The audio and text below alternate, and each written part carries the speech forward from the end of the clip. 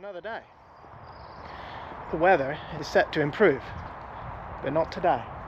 Today it's going to rain. We got to get ready for seed cleaners. That trailer's got a load of tailings from the cleaner on the dryer, so we've got to go and empty that. We've got a little compost heap. We're going to empty that, clean that out, because we need to stick the tailings from the seed cleaners. We're going to be cleaning up some Costello out of our shed for winter seed, and we're going to be also cleaning and dressing Jim's seed over at Jim's farm. We can't use Jim's seed and Jim can't use our Costello, but Jim's got Zaya and he wants to plant Zaya again, and the seed cleaners will come. I'll show you it. They will clean the seed up. The boys here, I can see they've put the fence up for the sheep, so they're going to be bringing sheep in today, I imagine. So yeah, well, there'll be a few sheep dotted about. I imagine farmer will let them have run of all the fields here, so they'll be here all over winter, I imagine, because the ryegrass down the bottom, that's getting pretty tall. You want to make sure there's nothing in your tipper, and also where they've been stood outside, obviously rainwater, so we'll get that drying, we'll get the other one on, get that drying as well, and then we'll get them loaded up, took over. We're going to do it all in one place, so we're taking it all over to Jim's, and that way the seed cleaners haven't got to set up and unset twice. We'll just bring back the bagged seed once it's bagged up. What you got makeup on for? Hey? Never wear makeup. For the camera. I'll go and get you loaded up. Hang on. That's my other half. She's going to be helping out a little bit more with some of the hay deliveries with Linda, which is good. She's plenty busy, but yeah, Lynn could do with the help, and she's got a bit of free time in the daytime while the kids are at school, so that'll work nice. It's a better start to the day. Let's see what we got. Oh, nothing too crazy. Stop the ploughing. The guys nearly finished up at Peter's farm last night, but unfortunately they got the headlands left of that one field to do, so still that to do. Yeah, a bit of rain overnight. That is supposed to be the last rain for the next week, so what I imagine now will happen is it'll just get to the point where you can go drill in, lovely conditions, and then it will lash down with rain. That seems to be the theme this year, but we'll see. Hopefully in a week's time we can start seeding some corn. So me and Keithy yesterday, we loaded up the last of the Costello. There's not much left lurking here, but we managed to get just enough out for seed cleaners, so we're going to do it all over at Jim's. You know, kill two birds with one stone. Saves them setting up twice. We're just going to go and get Jim's corn ready as well. So Jim's going to lend us his trailer. We'll get that loaded up. They're coming in the morning. They want to get on, so you want to have it all ready to go when they get here. You don't want to be fumbling about with seed when they just get here. So we're going to take a big trailer with us, because our seed will come back to the farm here. Obviously Jim's will stay over at Jim's ready for planting, and then we just wait for the weather and the fields to dry up a little bit, and we can start planting that. We're going to take a big trailer with us, make sure we bring back everything we can.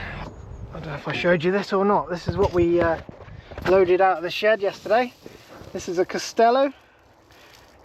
Real nice grains, actually. We like this Costello. We tried it for the first time last year, and I think it was basically what they had left in the shed there, but last year it did really well, better than this year. This year the grains aren't quite as big this year, still yielded very well. I think average 3 3/4 ton to the acre was the average, which was pretty good. So basically what they'll do is they'll come with their machine and they'll pick out the best seed out of all of the seeds there. They'll get rid of all the small ones, they'll sieve out them ones, and you're just left with all the best ones, you know, the big grains, the ones most likely to grow. They'll put a seed dressing on there. I think farmers having some special seed dressing for fruit fly put on there because of oats, so yeah, we'll chat to him about that. But Jim's grain's a little bit different to this. The Zayat's a little bit different. I'll show you it when we've got it in the trailer there. We'll have a quick look. We got, I don't know, 13 ton in there, and whatever's in there. I think farmer wanted 16 ton. You'll have a load of tailings, so you'll have, you might have, I don't know how many tons. We'll see tomorrow. I can't remember how many tons. We're going to go into these set-aside fields. I'm quite interested to see how these do this year. I've got a feeling that they're going to be some of our cleanest crops this year. Yeah, maybe this set-aside ain't too bad, but we'll see. We'll see how that goes. You know, they need spraying. You can see the weeds across it. I'm sure you can probably see the green down the runs. They've been discorated, so they've had a good cultivation. We've topped the stubble that was left. We've mulched it into the ground, worked that into the ground a little bit. Yeah, we'll see what comes of that.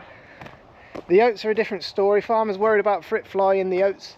Apparently you can get fruit fly after oats, so we're going to put seed dressing on for that.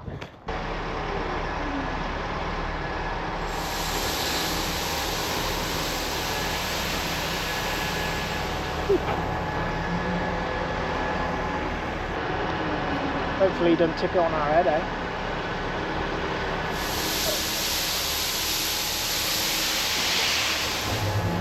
Grains are a little bit darker in colour. Didn't make its protein this year though. Although I think Jim did get, it was very close, so I think Jim did have an outlet for it, and it did fetch a nice price. But you want to have enough, you don't want to be fiddling about the seed halfway through. It's a nice sample, that is. Apparently we're doing Jim's first tomorrow, so we want them where we can get them.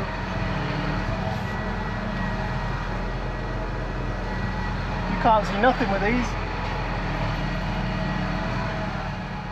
A man from Turners is back. He's come to look at that Manitu again. You would have seen on the last video, I thought it wasn't quite fixed. You noticed that the sensor wasn't reading the right temperature. You know, it should have been reading 0 and it was still reading 3 degrees, and apparently it won't shut off until it reads 0. He said it's a bit of a funny one because he put a new sensor in it last time, and yeah, whether he might have just been a bad batch of sensors or something like that. So he's got a new sensor with him. He's going to try that on there, but they will get it sorted for us in the end. He said it's very fine tuning with them, where the temperature sensor goes on the evaporator, but they will get it sorted, and they're really good guys as well. They no trouble for them. They come out, and he's not going to be happy until he gets it fixed for us. So yeah, hopefully, fingers crossed this time. You know, we won't really know until the weather picks up and it's a bit more warmer. But basically, Matt, I was going to just loosen that one, yeah, and move that one. So I think that's the way to do it. I'm hoping we can slacken that, and then these are going to bend down and go to that hole. Okay. And what do we want from it? We want it to tilt back, don't we? Like that. Yes. Because they were dragging straw up, weren't they? Yeah, exactly. I need to go a lot, mate. 1 hole or 2 holes. I'm just seeing if I can do this, and then I'm going to see what we can do, basically. Yeah.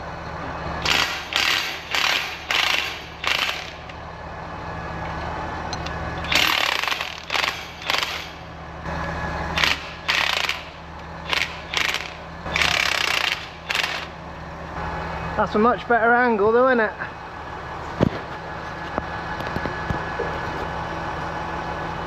Right, that's how they'll go. This one wasn't going right down, was it? Right. I don't know what's up with it. I still don't know what's up with it now. No. It wouldn't lift up. Basically, it wouldn't lift up. No. But this is a way of testing the ram singly. Let's see if the ram's good, and the ram's good, right? Yeah. And what do you suspect? It was the other side more than this side? Well, I don't know, because that one's a bit more difficult to test. I managed to find one to fit this, but I'll find one that will fit the other side. Oh, I see. Okay. Well, we'll find out in a minute, mate. Yeah. I would imagine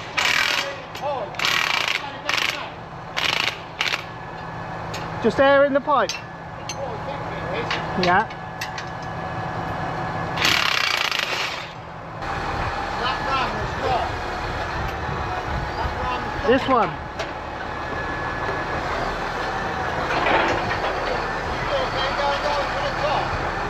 Yeah, I see it. Right.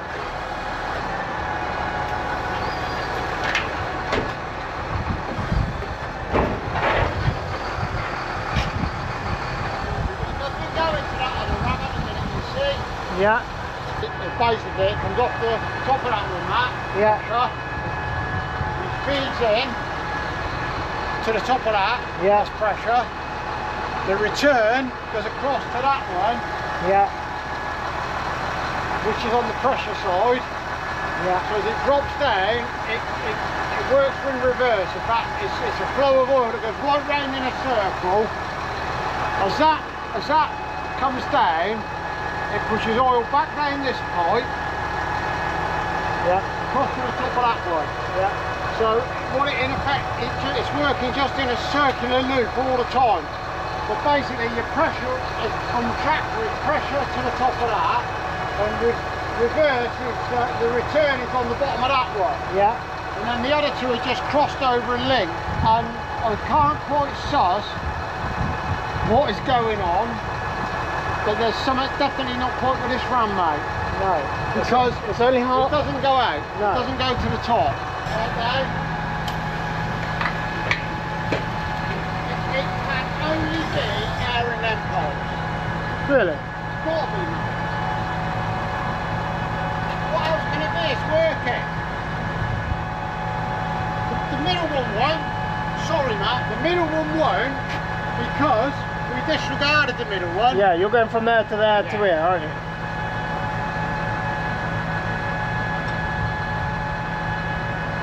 What have we learned from all that rats? I don't think there's much wrong with them rats. No, but if you notice where they stop in different places. Yeah. Is that air as well? Yeah. Yeah. I think it is. I honestly think it is.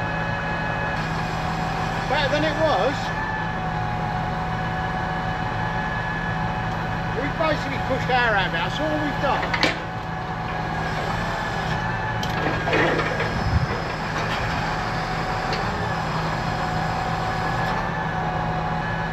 Because of the way it's planned, right, what I can't fathom for the life of me, we've only got one live system in.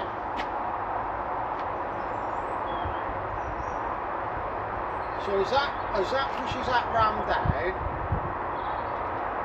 the oil displacement of that ram is basically going down that pipe, so it's pushing that to lift that, right? Yeah.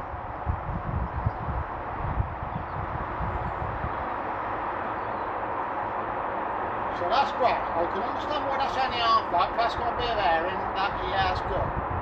But how the bollocks do you get oil back to fill that pipe there? Because basically, there must be a way of doing it, mate, and there's a knack of doing it. There's got to be.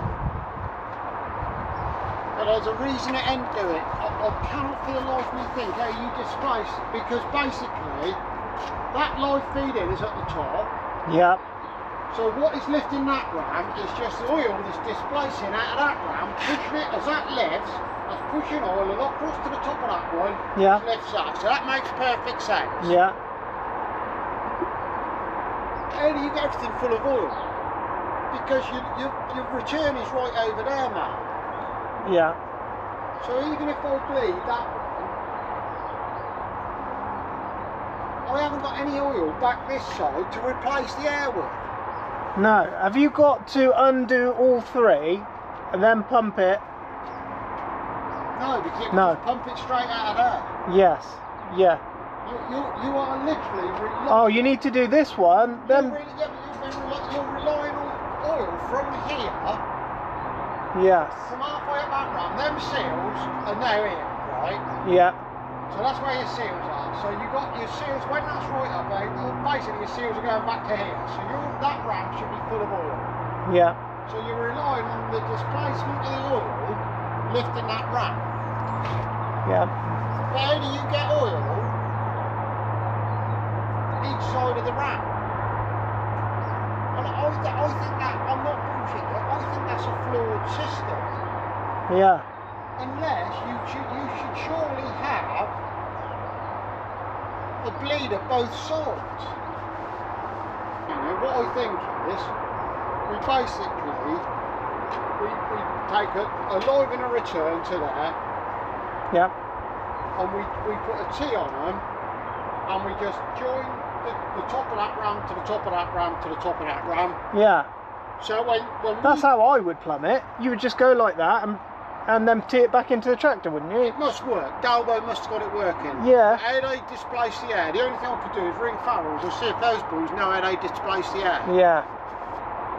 Might be worth a 5 For the minute. life of me, I can't think how you get oil, because even by pumping this tractor back, it pumps it into the bottom of that ram. Yeah, I get that, no issues. We can get oil into that one, but we can't get it into the bottom of this one. And we've just filled everything by doing it on the tractor. That's why it's better, because we've still got air in there, but we've got rid of half of it because we've pumped each ram up and down individual. So we've put some oil back in the rams. Right, okay. That's what we've done. That's why we've suddenly got working. Okay. I can understand how I've done it. Yeah. Because I've basically put that ram up and down with a flow and return. So that's filled that one with oil. We've done the same with this one, which has filled that one with oil. The only thing I don't frickin' know is whether if we did this one, whether that would do it. I'll plumb that into the return. Yeah. Bloody sheep have been here 2 minutes and they've already found a way out. Squish! Squish!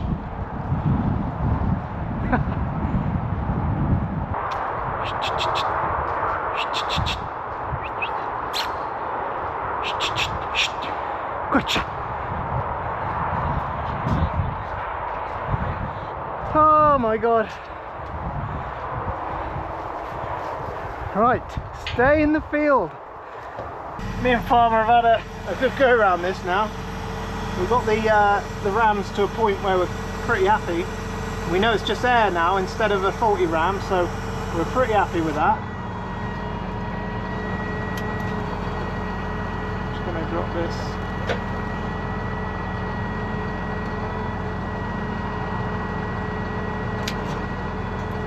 Down like that and unhook it. We've been messing about with it, so it's got some new wheel eradicator tines on there. We've got a whole new set of tines for it if we get the time and we're looking for a job. That's not an easy job apparently. That's half a day to a full day of changing tines. So it's got a set of tines on there. It'll do a job as is at the minute. So if we want the job, we've got the tines there. We can do that. We've just gone through the tyres. Farmer's fixed the punch on the tyre. Full grease up. We have figured out that the rams are fine and there's air in the system, and we're happy. It's at a point now where it's working all right, so we're just going to leave it as is because we've got it working now. Farmer's freed up the leveling of the machine there. We're pretty convinced there's too many tines in it. We will see how it performs, and if it starts blocking up anywhere, we will then can start removing tines if we need to. We're just going to go with it as is. We've flattened out the harrow at the back just to let some of the straw and some of the debris through at the back a little bit better, so we just got to use it and see what it does now. But yeah, we've had an afternoon round that, unbelievable. Yeah, grease points all over the thing, so yeah, done a load of greasing.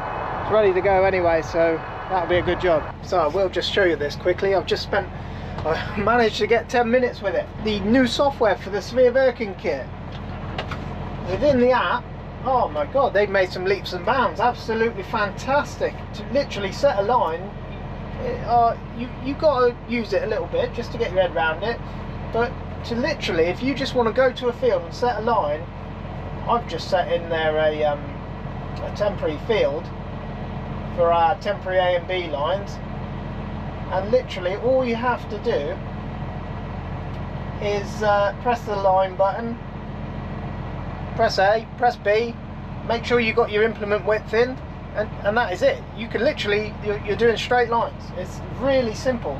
I really like it. We're going to use it while we're drilling. So I've just mapped out these fields. These are due, look, you can see the green coming back. Farmer will have to get out here and spray these. Just done a boundary around them.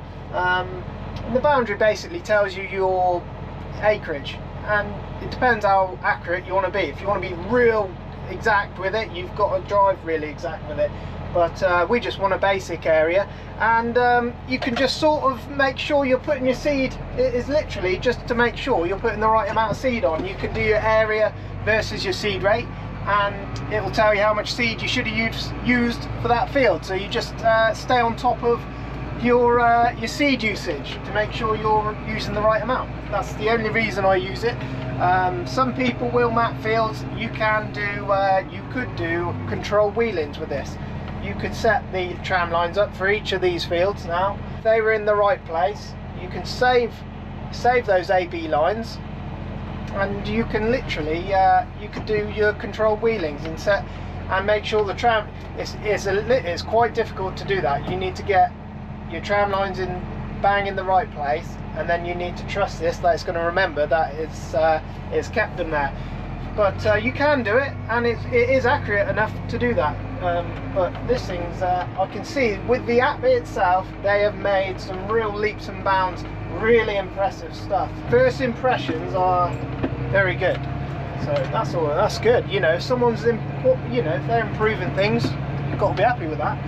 There were some quirks to the app on the old version. You know, it was fine, you could still do everything you wanted to do with it, but there was just some quirkiness to the app. We've got seed cleaners coming tomorrow, so we'll have a quick look at that. I think I'm going down there to help them. Farmer's going to go. We've been messing about with that cultivator. He's just gone to go and finish a headland ploughing, and I'm just going to jump out here and see how wet this is. Actually, I'm going to jump out here because this is the wettest part of the headland, always along here. Farmer's worried that there's some more blackgrass to come, and he is probably right to be worried, but winter barley needs to go in. So this is weathered down. Look at this. Done some nice weathering down, but that's going to need more than those tines to break that down. See, this is what the weather does. Breaks all this down, but I've got a feeling we're going to need a little bit more than them spring tines can chew, I think. But it's relatively dry. Underneath it won't be. It'll be snot underneath. That is my phone. Yeah, look at that snot. So it's got a bit of drying to do yet. But we've got a week of dry weather and then some nice warm temperatures at the end of the week. So we could be on it by the end of the week. Hopefully we are. I've got a feeling we're going to have to run the power over that. It's the only way that's going to be fine enough for a seed bed. If it is, it is. We will run that cultivator over the stuff at Jim's, and that'll be fine. Right, home time. I've had enough. Me and Farmer have had a right day of it. Keith has been out hedge cutting, but he's hoping to get back on the plough tomorrow, and I don't know if we'll have any ploughing this week or not. It all depends. See how the week goes.